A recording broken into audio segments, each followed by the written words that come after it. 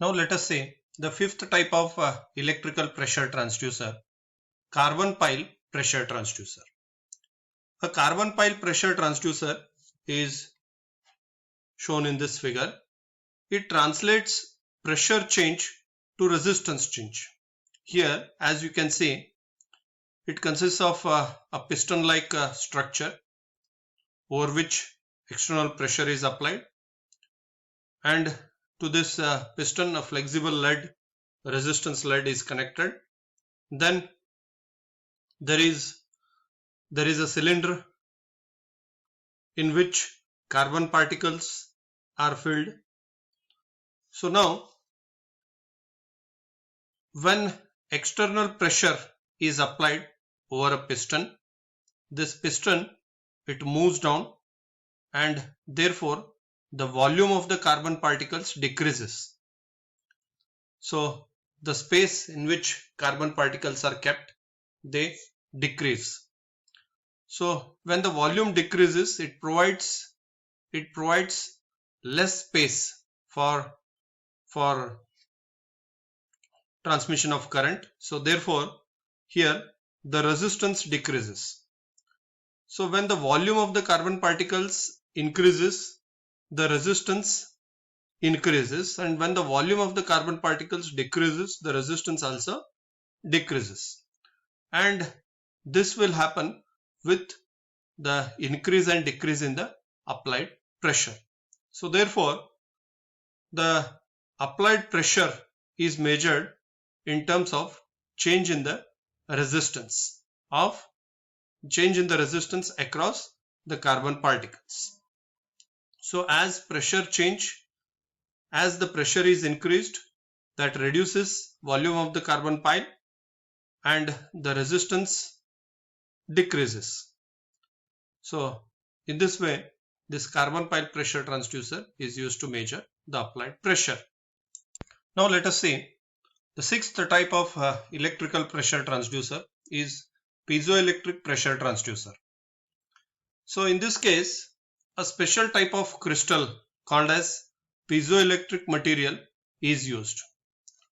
So it is the property of the piezoelectric material that when pressure is applied across the surface of piezoelectric material, its external dimension changes, and because of which it develops voltage across its surfaces.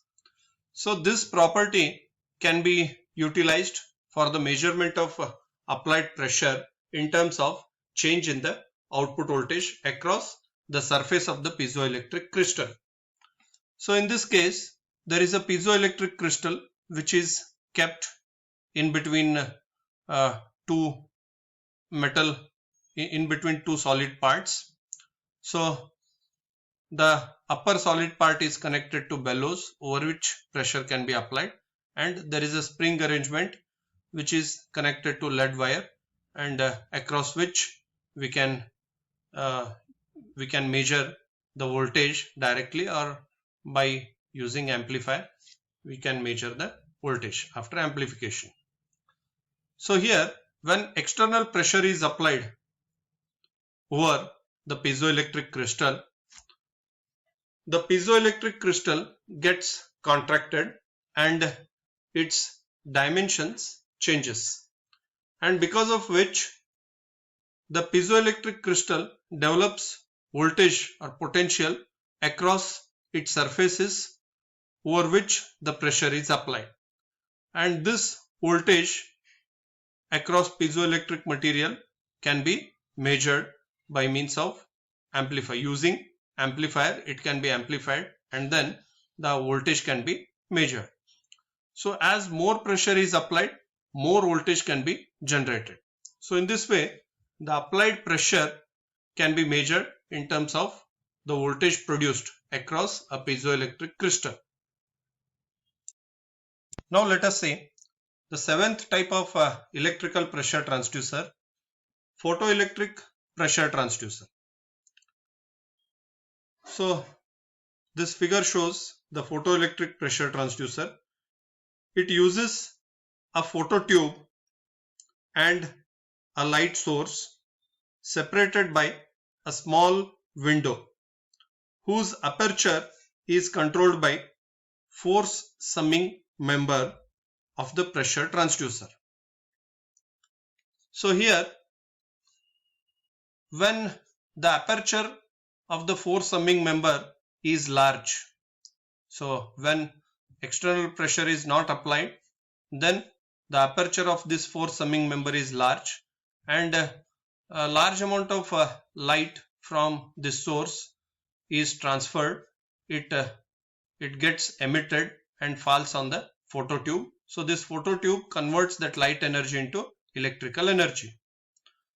So as the external pressure is applied, the force summing member, it moves down, and the aperture of the force summing member decreases. As the aperture decreases, less amount of light is passed and falls on this phototube. So the output voltage generated is less. So therefore, the applied pressure is measured in terms of the output voltage generated by this photoelectric or phototube. Now let us see the last type of electrical pressure transducer is electromagnetic pressure transducers. For many years, a technique has been used which consists of coil in plate or grid circuit of an oscillating tube to deliver the current to some other circuit.